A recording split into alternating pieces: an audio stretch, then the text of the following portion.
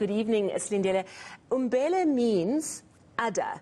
Your tagline is Ncela Kogwansile, which I understand means to draw from the well of wisdom. I'm just wondering if you could start by telling us what is the philosophy behind launching an isiZulu digital platform that discusses business. It's fascinating. Good evening, Sally, and thank you for the opportunity. Really, what inspired the launch of Umbele is the fact that, well, number one, you will know that as print journalists who worked, in the country's biggest isiZulu language newspaper, Isolezwe, we identified a gap in the market, number one. And this was many years ago. And as people who are print at heart, initially the idea was a print publication, but the world has changed. And it had to be digital, in 2020. But also what really we are trying to do is we are trying to make information about business, economics, and finance accessible to an even wider audience, because currently it remains really the preserve of a very small population. And of course, you will know isiZulu is the widely spoken language in South Africa. There are 23% of the population speak isiZulu.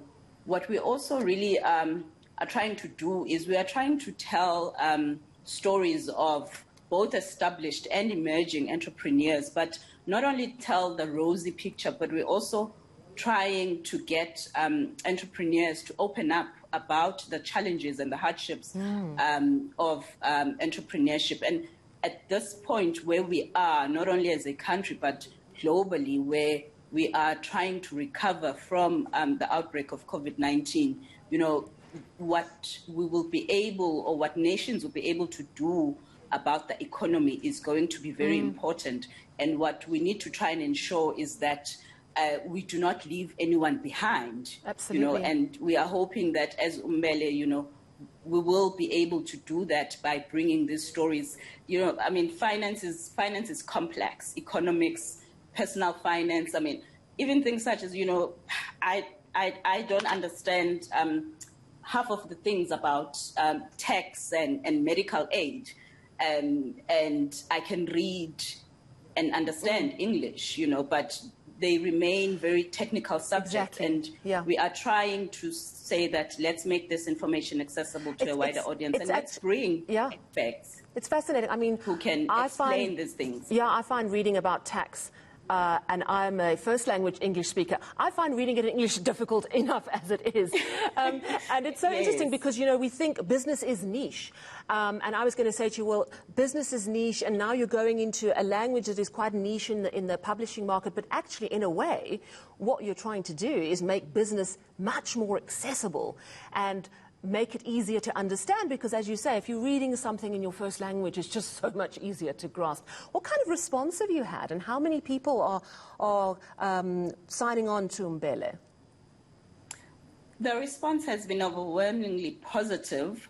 It's too early really to be looking at our analytics, because we are literally a week old. But the response on all our on all our platforms and just people reaching out directly has been overwhelmingly positive, as I say. And what we are hoping as well to do is we are hoping to also inculcate a culture where people will also understand that though we may be online, but we are still producing a product that someone has to pay for. And that someone, yes, the advertiser can be the cherry on top, but that someone is actually the user, the reader. So we are going to be introducing subscription. We've just said that everyone can have free access to the content for about 4 weeks, because unfortunately hopefully they'll be that is by the then. harm we have done to the industry, as the media, that we have this product which is already incurring costs, because there are costs to producing it, but we still have to say to people that have access to this product for free for a good 4 weeks. We absorb all the cost in the process, and then we will only start charging you. But it is what we have done, and there's a lot of unlearning from the reader side when it comes to online news, and there's a lot of educating from our side. But we are hoping that, you know, South Africa will journey with us, and South Africa will value, because what we're also doing is we are not driven by breaking news, because there are a lot of colleagues who are doing that in the industry anyway. So what you get from Umbele then is really premium content, and it is content that every content, well, you should pay for it because there is a cost to it, but even more so where we are saying that it is not content that you can access It's such a tricky one, you know, asking people to pay for stuff online. But I think more and more online publications are going that route, just as you'd pay for a physical newspaper. I wanted to ask, are your articles generated by isiZulu reporters, journalists, what have you, or do you also do translations from other languages? Is it a mix?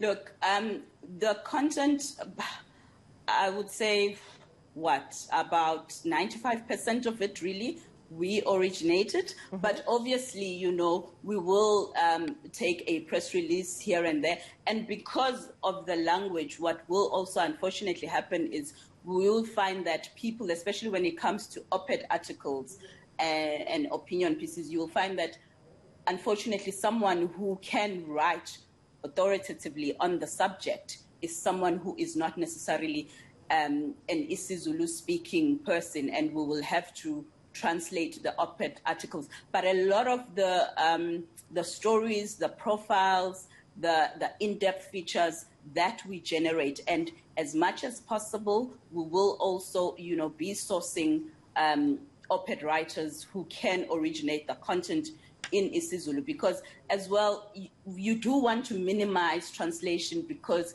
things can also get lost in translation sometimes. But no, our newsroom, you know, we are a newsroom of first language isiZulu speakers. Well, they say fortune favors the brave. You are launching at a difficult time, but as you say, you've identified a gap in the market, bringing great business content to people who want to read it in their home language of isiZulu, and I wish you all the best on your journey. And thank you very much for your time this evening. That, of course, was Slindile Khanyile, Head of Digital Publications at the Likhanyile Group.